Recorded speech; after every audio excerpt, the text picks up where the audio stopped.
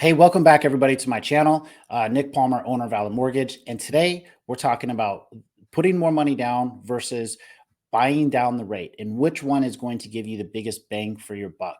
So most of the time when I talk with my clients and we talk about trying to get the lowest monthly mortgage payment, they immediately go to, well, if I have to put more money down, I will, so I can have the lowest payment possible. And that statement is true, but what I like to bring to the table as a mortgage broker is other options that they can utilize to benefit them more, right? And really what I mean by that is that, buying the rate down per dollar spent is going to save you more money on a monthly basis. And two, the savings that you get by buying the rate down, not only do you get more per dollar spent, but the cost of it is significantly less than putting more money down. I'll show you that here in a second with an example. So before you really just run off to the races, as far as hey, if you're planning on putting 5% down, but then now to get you into that budget range, you're willing to put 7% down or 10% down. Take a second, ask your loan officer or mortgage broker if they can break down a rate buy down. Now, if you were, wanting to put 20% down, that's a whole nother conversation. So I'm talking specifically, 5% down versus 10% down. That's generally what most people put down on a mortgage. So let's look at the example that I have put together here. So I use Mortgage Coach. I love it. It allows me to show several options, up to 4 different options or scenarios, as I call it, as far as how someone can structure their mortgage financing based on their needs and or goals. So in this scenario, I have someone that's looking to purchase a $450,000 home utilizing conventional financing. The first column on the left is someone who's putting 5% down.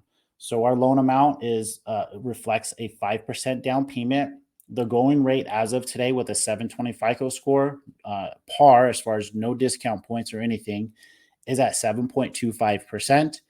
You can see that the monthly principal and interest, these payments do not have property taxes, homeowners insurance, or whatever have you, but the monthly principal and interest payment, putting 5% down at 7.25 is $2,916.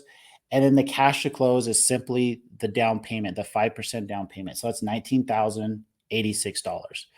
In the second column, that same individual, obviously looking to save as much money as he can on a monthly basis, is going to put 10% down. So their loan amount, $405,000, same interest rate at 7.25%. And that payment, principal and interest, is $2,762. So it's $153 less than somebody who put 5% down. But then that cash to close, or that down payment of 10%, is $41,586. Obviously double because it's 10% versus 5%. So in this scenario, I would obviously, or in this case, talking with this particular client, I would obviously offer a third scenario and say, Mr. and Mrs. Homebuyer, please take a look at this. So we'll still do the $450,000 purchase. We'll come in with 5% down. We're going to buy the interest rate down to 6.625. And then what you're going to see on the monthly principal and interest is a savings compared to 5% of $178. So that monthly principal and interest payment is going to be $2,737. Again, a monthly savings of $178.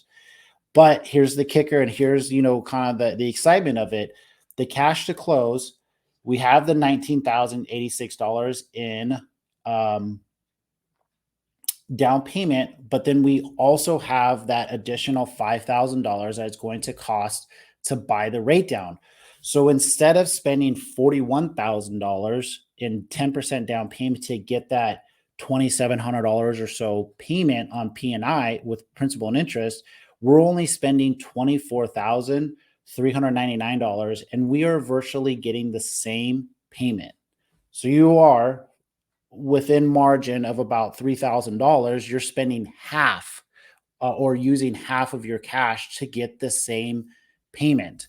And so at a very month-to-month basis, if you are looking to get the best bang for your buck, or let me back up here. So this just proves that buying the rate down is going to provide you much more monthly savings, and it's going to only cost you less. Now, the cost is obviously going to be dependent on the mortgage company that you use.